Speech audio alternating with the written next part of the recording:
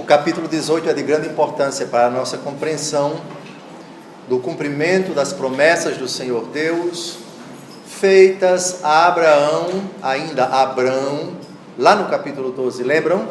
Quando o Senhor Deus disse: deixa a tua terra, tua casa, tua parentela e vai para onde eu te indicar. Eu farei de ti o pai de uma grande nação, abençoarei os que te abençoarem, amaldiçoarei os que te amaldiçoarem, etc.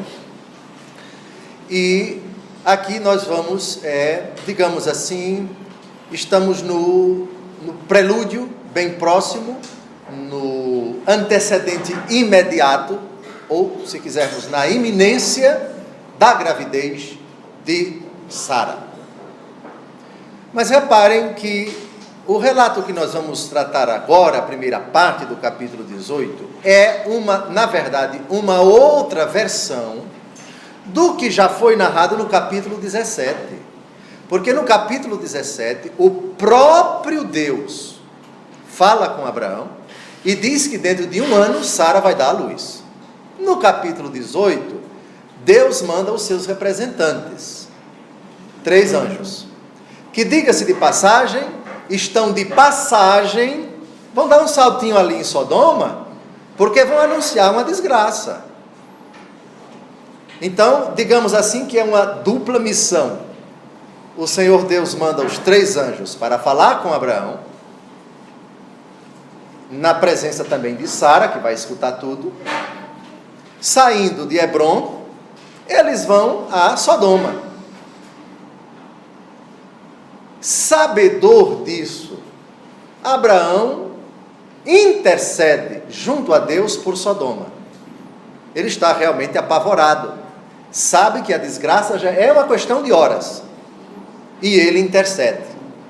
E a intercessão dele é paradigmática, porque revela um homem que tem intimidade com Deus, ousado, como deve ser toda a oração, mas uma santa ousadia, por favor. O Senhor quer que sejamos ousados, o Senhor quer que sejamos insistentes, o Senhor quer que peçamos e peçamos sempre. Pedi e recebereis, buscai e achareis, batei e a porta se vos abrirá. A única parábola de nosso Senhor Jesus Cristo, que é narrada por ele para transmitir essa lição, que se deve rezar sempre, sem jamais deixar de fazê-lo, que é o capítulo 18, é a parábola da viúva inoportuna, a viúva mala pesada mesmo, que pede insistentemente ao juiz: faça justiça contra o meu adversário, faça, e o juiz começa a se incomodar com o pedido dela, e ela insiste e não desanima, e ele fica angustiado, até que ele diz: sabe de uma coisa, eu vou atender essa mulher para me ver livre dela. Uma parábola muito, como todas as outras, muito sugestiva, mas ela foi narrada com essa intenção. Cravem os olhos, por favor, no capítulo 18 do Evangelho segundo Lucas, a única parábola. Essa parábola me assusta, particularmente me assusta, porque é a única parábola que termina com uma pergunta de Jesus. Jesus nunca termina a parábola perguntando nada, somente essa. E a pergunta de Jesus é de partir o coração, é de deixar todo mundo preocupadíssimo, uma preocupação boa, viu? A pergunta que ele faz, todo mundo já sabe qual é: quando o Filho do Homem vier, acaso encontrará fé sobre a terra? Repare que vergonha, que vergonha!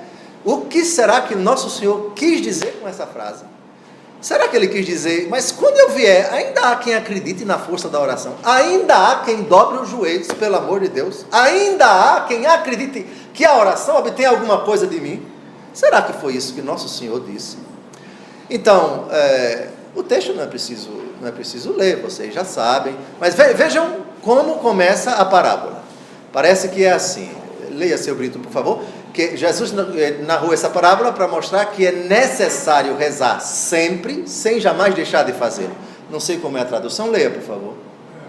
Parábola do fariseu ou da viúva? Da viúva, capítulo 18, versículo 1. Parábola da viúva perseverante. Propôs-lhe Jesus uma parábola para mostrar que é necessário orar sempre, sem jamais deixar de fazê-lo. Pois é, então aqui, depois da visita dos 3 anjos a Abraão, a gente vai ver essa batalha, entre aspas, batalha boa, batalha que Jesus quer que nós travemos com Ele, mas batalha entre aspas, por favor, do coração orante, do coração humilde, que se atreve, entre aspas, a pedir a Deus, me atenda, me atenda, me atenda, enfim. Então, Abraão vai insistindo, e Deus, de certa forma, vai permitindo que ele seja ousado. É claro que a oração de Abraão não vai ser atendida, no nosso sentido, mas foi atendida, porque o número de pessoas que Abraão pensava que haveria em Sodoma, ele achava que 5, ele vai pedindo de 50, vai baixando para 45, para 40, para 30, etc., até 5 pessoas. Ocorre que o número dos eleitos, o número das pessoas que se salvaram, vocês podem dizer 4, porque foi Ló, a esposa e as 2 filhas. Não foi não, foram 3, porque a esposa olhou para trás. Ela não tinha rompido com o pecado, ela não era justa, e aí se transformou em sal. Então, e Abraão chegou até 5. Pergunto, se Abraão dissesse, e se houver pelo menos 4, ou seja, minha família, meu sobrinho que eu amo tanto, a esposa e os 2 filhos, teria o Senhor Deus poupado? Jamais saberemos.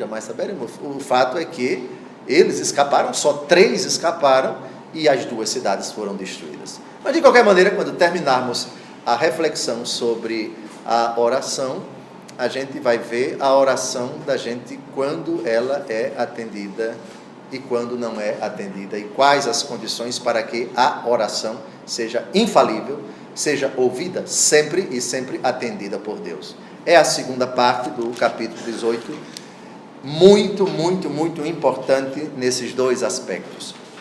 Para provar que a primeira parte do capítulo 18, cravem os olhos, versículos de 1 a 15, é uma outra narrativa da visita que o Senhor Deus faz a Abraão, quando tem o seu nome mudado, de Abrão para Abraão, e a esposa de Sarai para Sara.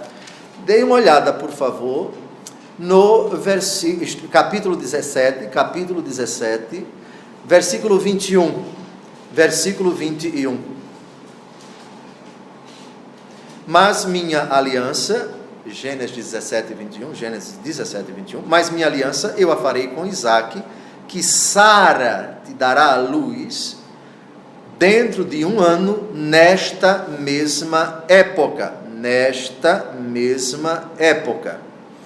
Agora dê uma olhada, por favor, no versículo 10 do capítulo 18. O que é que os anjos dizem a Abraão? Sara está ali por perto, é a mesma coisa. Tinha necessidade de os anjos repetirem o que o próprio Deus já disse? A pergunta não pode ser colocada assim. Já sabemos que o livro do Gênesis, como os outros livros do Pentateuco, os 5 primeiros livros da Bíblia, a Torá, são fruto de uma compilação de várias fontes que foram redigidas em várias épocas, e algumas dessas fontes narram o mesmo episódio numa outra ótica, numa outra perspectiva. E um autor sagrado, mais na frente, compilou tudo isso, sem essa preocupação de saber se estava repetindo ou não, enfim. O fato é que a repetição, lembrem-se do capítulo 1 e do capítulo 2 do livro do Gênesis, que são 2 narrativas do relato da criação, lembram disso? E isso não afeta de forma alguma a inspiração, a canonicidade do livro do Gênesis, e se há, digamos assim, aparentes contradições, são só aparentes, porque na verdade é um fato narrado por 2 óticas, são 2 perspectivas, são 2 maneiras de ver, de enxergar o mesmo episódio. Uma narra a criação em 7 dias, Deus faz o mundo de todas as coisas em 6 dias, no 7º descansa, capítulo 1. O capítulo 2 não utiliza esse esquema, mas narra numa outra perspectiva. E já vimos vários relatos nesses 17 capítulos, digamos assim, duplicados, essa coxinha de retalhos, E nem é preciso entrar nesses detalhes, e isso não afeta a nossa fé, pelo contrário, não compromete a credibilidade da Escritura, ou seja, a inspiração. Pelo contrário, isso reforça a riqueza de detalhes de um texto, de um livro que é fruto da compilação, no caso do Pentateuco, de várias fontes. Isso é enriquecedor. Então, não se escandalizem com uma narrativa que aparece no capítulo 17 e é repetida no capítulo 18 com protagonistas diferentes. Afinal de contas, quem foi que apareceu a Abraão para dizer a ele que dentro de um ano Sara daria à luz? Foi o próprio Senhor Deus, capítulo 17, ou foram os três anjos, capítulo 18? As duas coisas, e elas não se contradizem, porque o capítulo 17 Deus inspirou o autor sagrado para que ele escrevesse, sem possibilidade de erro, que foi o próprio Deus quem apareceu. O próprio Deus é quem dialoga com Abraão. Outro autor sagrado foi inspirado por Deus, sem possibilidade de erro, portanto inspirado pelo Espírito Santo, ele enxergou, entre aspas, esse diálogo, não Deus pessoalmente, mas os seus representantes. Alguém está chocado? Não, ninguém teve um ataque do coração, graças a Deus, que bom, fico feliz pela maturidade da fé de vocês. Aliás, esse assunto já está tão mastigado das fontes, então das repetições, das aparentes contradições dos relatos na Bíblia, que isso é ponto pacífico para todos nós. O Senhor, começa assim o capítulo 18, o Senhor apareceu a Abraão nos carvalhos de Mambré. Coloque, por favor, Tiago, meu filho, o mapa de Israel atual. Não, esse é o daquele tempo, mas tudo bem, mas serve. Muito bem. Então vejam, a capital Jerusalém está aqui. Os carvalhos de Mambré estão aqui em Hebrom. Hebrom hoje é território palestino. Distância de Hebrom para Jerusalém, 30 quilômetros. Pertinho. População de Hebrom hoje, 160 mil habitantes. É lá que se encontra a tumba dos patriarcas, conforme o livro do Gênesis, nós já vimos isto. Abraão morreu e foi sepultado lá. Ele viveu lá. Quer dizer, passou um tempo, veio de Ur da Caldeia, passou por Harã, na Síria, ficou aí, depois foi para o Egito, depois voltou e residiu aí. Essa foi a referência de nosso pai Abraão. E Sara também está sepultada aí. Hebrom, população, a grande maioria muçulmana, mas há uma certa quantidade de judeus, diga-se de passagem, vivem muito bem entre eles. Essas disputas entre judeus e muçulmanos, que um quer a cabeça do outro, etc., existe, é verdade, mas é uma minoria. Há radicais entre judeus? Há radicais entre os muçulmanos? Há. Dentro e fora da Terra Santa, há quem não queira, de fato, jamais um Estado palestino? Há. Mas há quem queira também. Entre os judeus e entre os muçulmanos, a maioria deseja viver em paz. E Hebrom, que é, na verdade, uma cidade santa para eles, para nós também, aliás, toda Israel, incluindo territórios palestinos, para nós é Terra Santa. Terra Santa porque nosso Senhor pisou lá, porque viveu lá, etc. Então, versículo 1, o Senhor apareceu a Abraão nos carvalhos de Mambré, quando ele estava sentado à entrada de sua tenda no maior calor do dia. Quem foi que apareceu a Abraão nos carvalhos de Mambré? O Senhor. Ocorre que o versículo 2 muda. Na verdade, não há contradição entre o versículo 1 e o versículo 2. Pois seja imediatamente, ele mesmo, sem a mediação de ninguém, seja imediatamente mandando os seus representantes, é o mesmo Deus. É o mesmo Deus. Versículo 2. No maior calor do dia, alguém se atreveria a dizer que horas mais ou menos era essa? Provavelmente perto do meio-dia. Quem sabe dizer mais ou menos a hora em que Jesus apareceu à samaritana no evangelho do domingo passado, na cidade de Nablus, atual Nablus, a cidade de Siquém, ou Sicar, a 50 quilômetros ao norte. Hebron é ao sul. Por favor, meu filho, bote aí, vamos ver Hebron, vamos ver Nablus, lá em Nablus, Sicar, Siquém. Ah, está aqui. Então, Jerusalém, Siquém. Jesus apareceu a samaritana aqui é a região da Samaria. Hebron é aqui, daqui, de Jerusalém para cá, 30 quilômetros. Daqui para lá, 50 quilômetros. Qual foi a hora do dia? E vimos o significado espiritual disso no domingo passado. Não vamos recordar a pregação de 15 segundos. Abraão levantou os olhos e viu 3 homens de pé diante dele. Nós já vimos que o Senhor Deus pode permitir que os anjos se personifiquem. Ou se personifiquem, não, eles são pessoas. Se materializem. Porque Deus é todo poderoso. Qual foi o arcanjo? O arcanjo Gabriel. O arcanjo Gabriel não se diz explicitamente que ele se materializou diante de Nossa Senhora, nem diante do pai de João Batista, Zacarias. Não disse. Mas há um arcanjo, Miguel não, que aparece no livro de Daniel e aparece no Apocalipse, mas não se diz que ele se materializou. No capítulo 12 do Apocalipse, ele está lutando contra Satanás. Mas qual foi o arcanjo que Deus deu a ele na Bíblia a prerrogativa de se materializar, ou seja, assumir a forma humana, mas sendo anjo? Rafael, no livro de Tobias. Aqui, 3 anjos, cujos nomes não sabemos e cuja hierarquia militar angélica, digamos assim, a gente não sabe se eram querubins, se eram serafins, se eram arcanjos, se eram potestades, se eram tronos, se eram dominações ou se eram anjos da guarda, ou seja, as 10 divisões, subdivisões da hierarquia angélica, não sabemos. O fato é que Deus deu a eles a graça de se materializarem.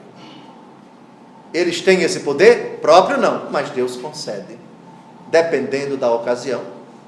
Isso significa, caros internautas, que só no céu nós sabemos quantas pessoas Deus colocou na nossa vida que apareceram e desapareceram em 1 ou 2 ou 3 minutos, que na verdade não eram pessoas humanas, mas eram anjos, mas eram arcanjos, talvez com uniforme de policial, talvez com uma barraquinha de cachorro quente. Não subestimemos isso. A gente brinca com coisas e acha, porque é mundano demais no nosso raciocínio, porque é pragmático demais, porque é intelectual demais, achando que há determinadas, desculpem, no sentido bíblico, há tantas coisas entre o céu e a terra que a gente não conhece, que seria muito bom que nós, com esse texto, com essa narrativa, nunca julgássemos que determinadas pessoas que dizem ou fazem coisas numa fração de segundos, que aparecem na nossa vida e desaparecem, ou porque falaram, ou porque fizeram, ou porque apontaram, ou porque aconselharam, ou porque disseram alguma coisa que foi de grande utilidade, mas quem foi essa pessoa? Apareceu e desapareceu. Eu repito, é possível que Deus tenha mandado pessoas de carne e osso, mas é possível também que Deus tenha nos dado uma ajudinha. Vou mandar meus anjos ou meus arcanjos para ajudá-los, para salvá-los, e a intervenção foi precisa, foi miraculosa, e graças a essa pessoa que passou e desapareceu, eu não sei quem foi, e eu queria vê-la, e eu queria agradecer a ela, mas não encontrei. Meu Deus, desapareceu. Sim, perfeitamente. Deus Todo-Poderoso é capaz, perfeitamente, Ele pode tudo, e pode permitir que esses nossos amigos, os anjos, se materializem. Abraão levantou os olhos e viu 3 homens de pé diante dele. Levantou-se no mesmo instante da entrada de sua tenda, veio-lhes ao encontro e prostrou-se por terra. O gesto de se prostrar por terra, nós vimos no encontro anterior, que necessariamente não significa a adoração. Mas é um gesto, digamos assim, na mentalidade antiga, que era de uma extrema hospitalidade. É o sinal de reverência à dignidade da pessoa que está ali diante dele. Pode também significar um ato de adoração. Quem lembra, ao estudar o Apocalipse, que o apóstolo e evangelista e vidente João, num determinado momento, que se prostrou-se, na verdade, pretendendo adorar o anjo. O que foi que o anjo disse? Levante-se. Eu sou uma criatura como você. É a Deus que você deve adorar. Não é a ocasião de nós recordarmos este versículo, mas nós já estudamos isso, o Apocalipse, versículo por versículo. Então, o problema, a questão não está no gesto corporal. Se o gesto corporal for de adoração ao Deus invisível, ainda que diante de uma criatura, nenhum problema. Aqui parece, considerando a repreensão do anjo a São João no Apocalipse, São João foi repreendido. Por quê? Queria adorar. A adoração é só a Deus. Aqui ele não foi repreendido. Parece que esse gesto aqui não denota adoração, mas uma reverência. Uma reverência. Aliás, ainda hoje, se não me engano, faz parte do cerimonial da rainha da Inglaterra, que todas as pessoas, com exceção dos filhos, todas as pessoas que se aproximam dela fazem uma reverência, inclinam a cabeça, ou seja, majestade, ou no caso dos príncipes, alteza, ou seja, inclinar o corpo diante da dignidade da pessoa que está ali diante dele. Só que o judeu, o hebreu, levava isso ao extremo, colocava o rosto por terra. Então, somente para discernir o gesto corporal da intenção que acompanha esse gesto. Se for uma inclinação de adoração, é inadmissível, é blasfema, porque só se adora a Deus. Muito bem. Meus senhores, disse ele, se encontrei graça diante de vossos olhos, não passeis avante, sem vos deterdes em casa de vosso servo. Parece. A expressão senhores aqui é uma expressão respeitosa, como nós aqui na língua portuguesa chamamos sim senhor, sim senhora, o filho com relação ao pai, o subordinado com relação ao superior, sim senhor, sim senhora, não é senhor no sentido de Deus, o Senhor do céu e da terra, por favor, não vamos exagerar aqui e enxergar coisa que não existe. Parece que Abraão, nesse momento, não sabe diante de quem ele está. Pela proposta dele no versículo 4. Não se busca pão para anjo. Parece que depois ele vai compreender que na verdade foram enviados de Deus, mas agora não. Então, um homem extremamente hospitaleiro recebeu uma visita, não sabemos, digamos assim, o aspecto visual desses homens, a cor da roupa, o brilho da roupa, na verdade, estavam com aparência absolutamente normal, vestidos como os antigos da época, vestidos com as roupas parecidas com aquelas que eram usadas em Hebrom e no Oriente Médio e Próximo Antigo, não sabemos. O fato é que eles apareceram e Abraão, num primeiro momento, pensa que se trata de visitas ilustres. Muito bem. Vou buscar um pouco de água para vos lavar os pés. Vejam, não, de novo eu insisto, o gesto de lavar os pés não significa dizer que as pessoas cujos pés vão ser lavados são deuses, absolutamente. Lembrem-se que o próprio Jesus Cristo, na instituição da Eucaristia, pegou a toalha, cingiu o seu corpo e começou a lavar os pés dos apóstolos. Esse era um trabalho próprio do escravo.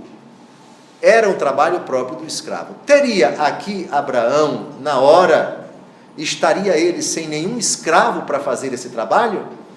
Não é ilegítimo você conjecturar esta hipótese. Ou seja, era costume do mundo antigo que, chegando visitas, os escravos lavassem os pés. Mas por que Abraão, o grande Abraão, fez isto? Uma das hipóteses é esta. Na hora não havia ninguém, ou nenhum escravo, todos ali ocupados com as tarefas, etc. Talvez meio-dia estavam trabalhando. Ou, outra hipótese, havia sim escravo, mas o próprio dono da casa, para demonstrar cortesia, para demonstrar a singeleza, a sinceridade, a felicidade dele diante dessas personagens ilustres, disse: eu mesmo vou lavar os pés de vocês. De qualquer maneira, o que é narrado no versículo 4, era um costume no mundo antigo, está claro? Um costume no mundo antigo. Costume que era feito, na verdade, não pelo dono da casa, mas pelos escravos. Chegou uma visita, vamos almoçar, vamos jantar, tá bem, mas primeiro lavar os pés. Tá? Versículo 5: descansai um pouco sob esta árvore, eu vos trarei um pouco de pão, e assim restaurareis as vossas forças, para prosseguirdes o vosso caminho, porque é para isso que passastes perto de vosso servo. Eles responderam: faze como disseste. Mas eles não avisaram nada para Abraão para onde estavam indo.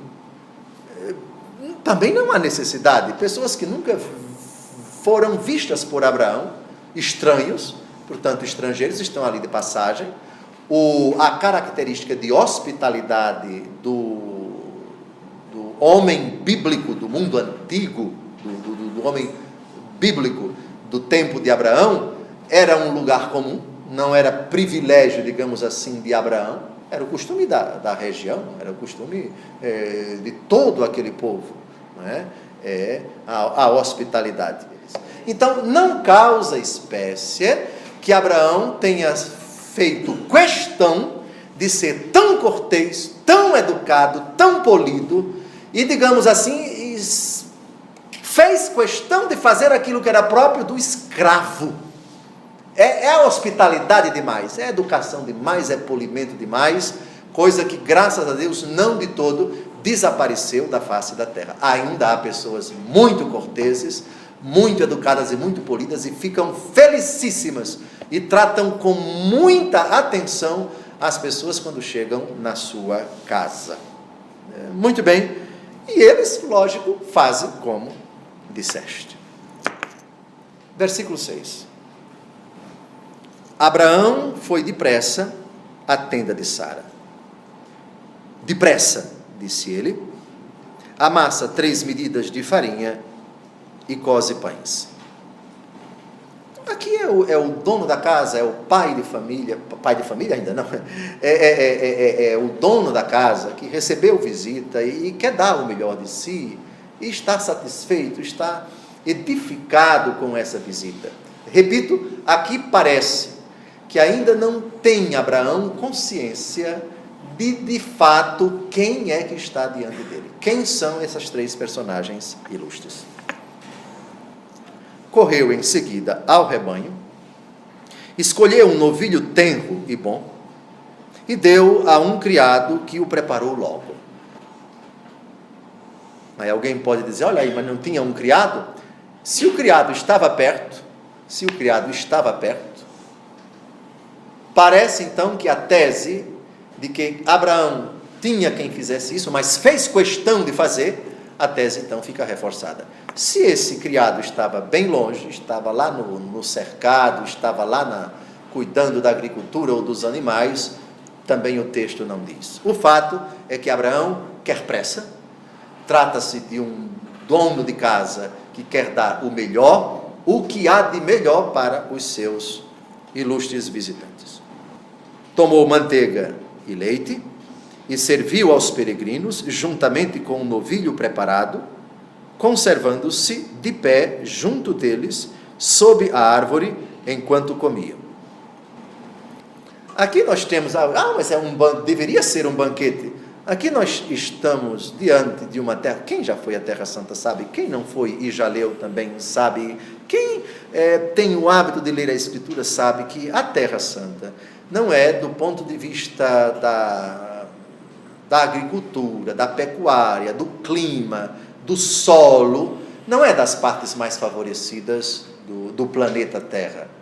Na verdade, é uma região inóspita, muito seca, tem lá os seus oásis, tem os seus pontos assim, onde a agricultura e a pecuária são desenvolvidos. Mas Hebrom, onde aconteceu, é uma região inóspita. Então Abraão ofereceu o que tinha de melhor. O fruto do seu trabalho, ele criava animais, então manteiga e leite, versículo 8, e um novilho preparado, portanto não é um cabrito, não é uma ovelha, é um novilho, portanto é um animal filho de um boi, de uma vaca, uma comida cuja quantidade é verdadeiramente desproporcional à quantidade de 3 homens. Tinha necessidade, alguém poderia dizer, não poderia ser uma galinha, não poderia ser um animalzinho menor, são apenas 3 bocas, e vai matar logo um novilho? Isso já denota o prazer dele, a felicidade dele. Eu quero dar o melhor para essas visitas. Muito bem. Outro detalhe que merece comentário no versículo 8, conservando-se de pé junto deles. Vocês sabem o que significa isso. Você, durante a refeição, está tão atento, você nem pensa em comer, você não senta, quem se senta quer comer também, mas quem fica em cima, num canto e no outro, olhando para ver se ele colocou a quantidade certa, coma isso, coma aquilo outro, e se levanta e cadê a colher, e vai na cozinha, isso, aquilo outro. Isso demonstra também a felicidade, a preocupação em dar o melhor para eles. Deus Todo-Poderoso certamente deve ter ficado encantado com essa iniciativa, conservando-se de pé junto deles, sob a árvore. Reparem que a comida não foi dentro de casa.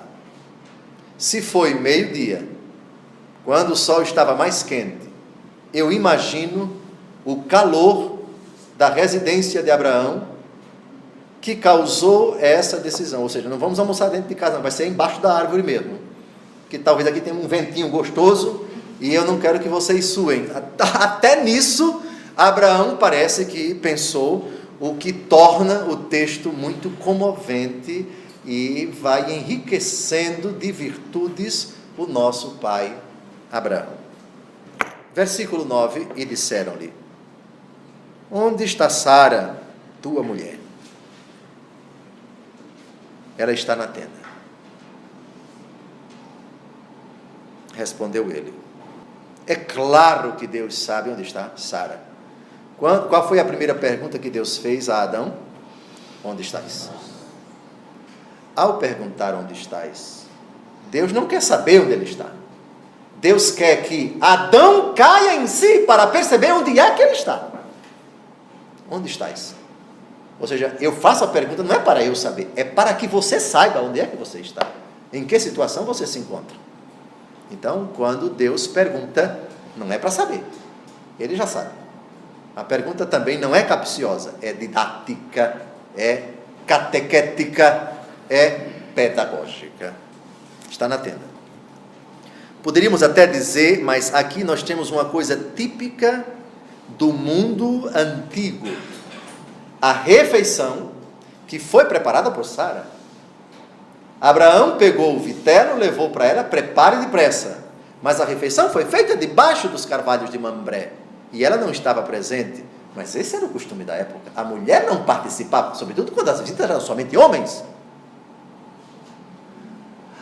Mas o Senhor poderia fazer um comentário sobre Marta e Maria no capítulo 10 do Evangelho segundo Lucas, onde, Senhor, tu não te importas que eu fique sozinha aqui a trabalhar e minha irmã fique assentada aos teus pés? Ordena que ela venha. Bem, eu devo lembrar que são 1.700 anos que decorrem de Abraão até Jesus. E depois, a intimidade de Jesus com Lázaro, Marta e Maria possibilitava isto. Eles eram amigos muito próximos. A amizade de Jesus com eles três era uma coisa fora do comum. O choro de Jesus, quando se colocou diante do túmulo de Lázaro, e a comoção de Jesus, quando Maria foi até Jesus, se tu estivesses aqui, meu irmão não teria morrido, demonstra isso. Então, onde existe intimidade, a formalidade é colocada ali no armário e se guarda, por favor. Mas aqui não. Aqui nós temos o almoço transcorrendo debaixo do pé de árvore e Sara na retaguarda, por assim dizer. A logística ali bem discreta, escondida, porque não era naquele tempo comum que na refeição a mulher ficasse cuidando de estranhos do sexo masculino. Essa função foi desempenhada por Abraão, que ficou em pé fazendo as honras da casa. Muito bem. E ele disse-lhe: voltarei à tua casa dentro de 1 ano, a esta época, e Sara, tua mulher, terá um filho. Dei uma olhada no verbo do versículo 9 e dei uma olhada no verbo do versículo 10. Alguém está chocado? Disseram-lhe os três. E no versículo 10, voltarei. Nenhuma surpresa, não se choquem, não fiquem estarrecidos. Voltarei. Os três, ou pelo menos um, ou dois, não importa. Um deles falou, ou todos falaram, fazendo as vezes de Deus, voltarei. Portanto, quando eles falam, Deus fala por meio deles. Quem lembra de Lucas 10,16? Quem vos ouve, a mim ouve. Quem vos rejeita, a mim rejeita. Lucas 10,16. Pois bem, então, nenhuma surpresa. Então, aqui não há contradição nenhuma. Disseram-lhe, versículo 9, ele disse-lhe, versículo 10. Está claro? Dê uma olhada na atitude de Sara, curiosa. Sara aqui, isso é falta de educação, Sara, você ficar escutando a conversa do povo na moita, Sara ouvia por detrás a entrada da tenda. Agora vamos ao capítulo 17, que a gente viu no encontro passado, para ver Sara debochando. O deboche aqui não aparece, mas no capítulo 17 aparece. Vamos ver o deboche de Sara, que não foi o único. Quem foi que debochou de Deus também? No capítulo 17, quem debochou? Não. No Gênesis. Zacarias é Lucas, pelo amor de Deus. Abraão debochou. Vamos aos dois deboches, por favor, que parece que vocês já esqueceram. Em nome de Jesus, eu estou preocupado com a memória de vocês. O deboche de Abraão, por favor. Abraão, Gênesis 17. E o deboche de Sara, onde está? 18, 12. Não, no capítulo 17. No capítulo 17. Desculpe, corrijo, dona Rose. O deboche explícito de Sara é no capítulo 18. E ela vai ser desmascarada, né? Ela debocha, depois tenta se justificar, mentindo, porque o deboche dela foi interior, né? Ela riu dentro de si. E Abraão também riu quando se prostrou. Então, vamos ao texto Gênesis 17. Abraão prostrou-se com o rosto por terra e começou a rir, dizendo consigo mesmo: poderia nascer um filho a um homem de 100 anos? Seria possível a Sara conceber ainda na idade de 90 anos? E disse a Deus, e segue o texto, né? Ele vai ser repreendido depois, dizendo que dentro de 1 ano ele vai ser pai, e não vai ser de Ismael, né? É outro filho que vai se chamar Isaac. Sim, o deboche explícito de Sara vai aparecer no capítulo 18, versículo 15. Sara protestou. Não, o deboche mesmo a partir do versículo 12. Mas como vamos tratar, não vamos entrar nele agora não, tá certo? Vamos transcorrer o texto. E ele disse-lhe: voltarei à tua casa dentro de 1 ano, a esta época, e Sara, tua mulher, terá um filho. Compare o versículo 10 que acabamos de ler, com o capítulo 17, versículo 21. Sara te dará à luz dentro de 1 ano, nesta mesma época. A diferença é que no capítulo 18 ele diz: voltarei à tua casa. Voltarei. Deus voltará. E Sara, tua mulher, terá um filho. Já sabemos que o nome do filho será Isaque, porque esse nome já foi dito por Deus no versículo 19 de Gênesis 17. Mas Deus respondeu-lhe: não, é Sara, tua mulher, que te dará à luz um filho, ao qual chamarás Isaque. É o próprio Deus quem escolhe o nome do filho de Abraão. E aqui nós temos uma repetição. No versículo 10, Sara, tua mulher, terá um filho. Ora, Sara ouvia por detrás a entrada da tenda. Sara está escutando a conversa. Reparem que eles perguntam por Sara, mas não mandam chamar Sara, porque a conversa é entre homens. Eu estou informando a você oficialmente que dentro de 1 ano ela vai conceber. Deixa que ela estava escutando. Versículo 11. Abraão e Sara eram velhos, de idade avançada, e Sara já tinha passado da idade. Obviamente que é passado da idade de conceber, portanto, já havia chegado a menopausa. Vejam, e Sara já tinha passado da idade. Então, nós temos aqui, não dá para dizer com esse texto que Sara era estéril. Esterilidade é uma coisa, e impossibilidade de gerar por idade é outra coisa. Você pode até utilizar a expressão estéril por idade, mas não é comum no mundo médico, não. Esterilidade é incapacidade, de você, no caso da mulher, de engravidar por algum problema fisiológico, problema hormonal, problema de ovulação, etc. Mas não se diz que uma pessoa que passou da menopausa ou da andropausa é uma pessoa estéril. Não. Mas Isabel, sim. Qual foi a frase do arcanjo? No evangelho de hoje, se não me engano. Não, foi. No evangelho de hoje, é a anunciação do Senhor. Eis que já está no 6º mês aquela que era tida por estéril. Então, parece que estamos... Claro que Santa Isabel já era idade avançada. Então, aqui nós já temos duas coisas. Isabel padecia primeiro de esterilidade e depois, provavelmente, da menopausa por idade. Então, temos duas dificuldades aqui que foram vencidas: a gravidez de São João Batista. Bem, versículo 12. Ela pôs-se a rir secretamente. Rir secretamente. Um deboche que não se traduziu no seu semblante. Foi uma coisa guardada. Ela estava sozinha, não é? Ali atrás da porta, se aqui, que foi a porta. Muito bem. Ela pôs-se a rir secretamente.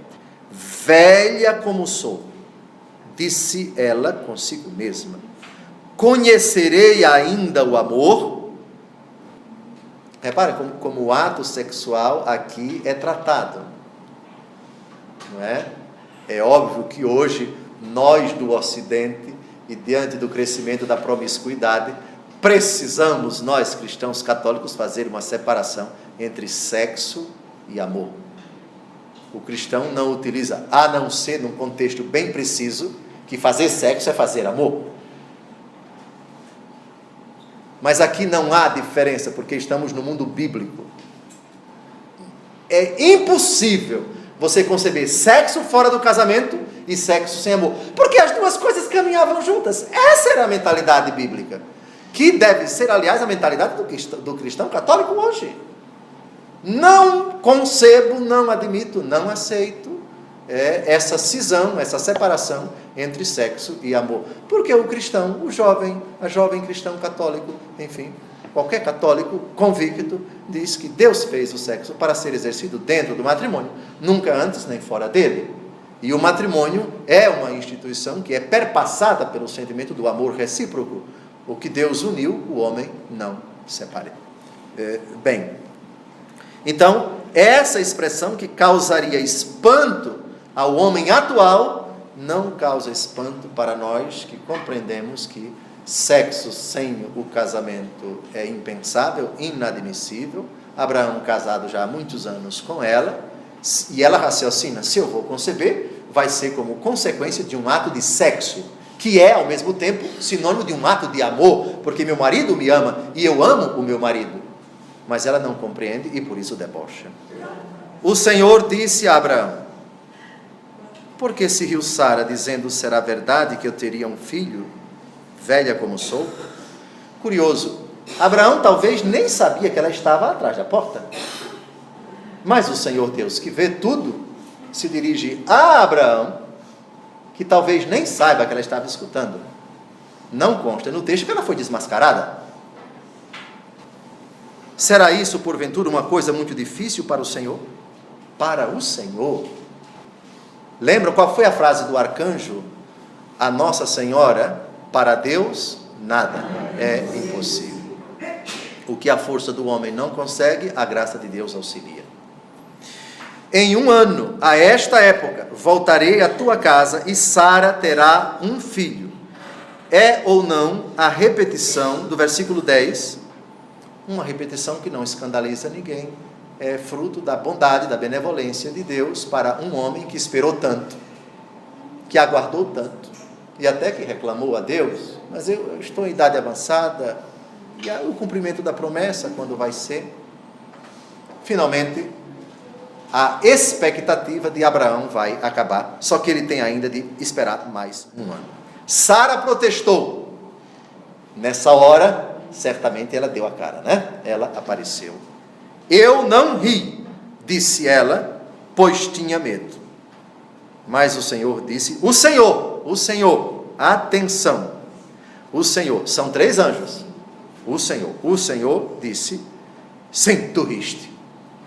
Ela poderia talvez até pensar: eu não ri exteriormente, ninguém está vendo, só que ela estava debochando por dentro.